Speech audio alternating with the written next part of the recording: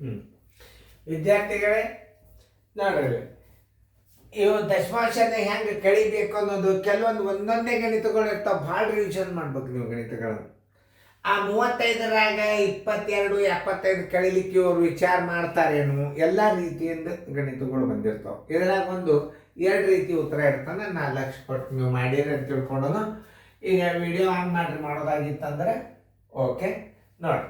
35 metre ಬಟ್ಟೆಯಿಂದ 22.75 metre ಬಟ್ಟೆಯನ್ನು ತೆಗೆದರೆ ಉಳಿದ ಬಟ್ಟೆ ಉದ್ದ ಎಷ್ಟು ಅಂತ ಕೇಳ್ತೇನೆ. ಒಟ್ಟು ಬಟ್ಟೆ ಎಷ್ಟದ? 35 ಮೀಟರ್ ಅದ. ಆಮೇಲೆ ಎಷ್ಟು ಕಟ್ ಮಾಡ್ಯಾನವ? 22.75. ನೀವು ಇಲ್ಲಿ 0 ಹಾಕೋತೀರಿ, ಇಲ್ಲ ಪಾಯಿಂಟ್ ಹಾಕಿ ಅಂತ ಅವ್ನು ಬಿಟ್ಟಿರ್ತಾನೆ. ನೋಡಿ ಹೆಂಗೆ ಹಚ್ಕೋಬೇಕನ್ನೋದು ತೋರಿಸ್ತಾನೆ ನೀವು. ನೋಡಿ 10ರಾಗ 5 ಆದ್ರೆ 5, ಕೈಲ ಬಂತು 1, 10ರಾಗ 8 ಆದ್ರೆ 2, ಕೈಲ ಬಂತು 5ರಾಗ 3 ಆದ್ರೆ 2, 3ರಾಗ 2 ಆದ್ರೆ 1. ಉಳಿದ ಬಟ್ಟೆ ಬರೋಬ್ಬರಿ,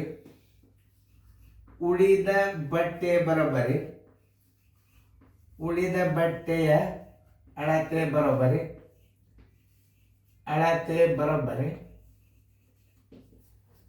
12.25 ಮೀಟರ್.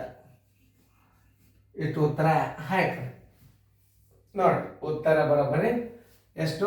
12.25 ಮೀಟರ್.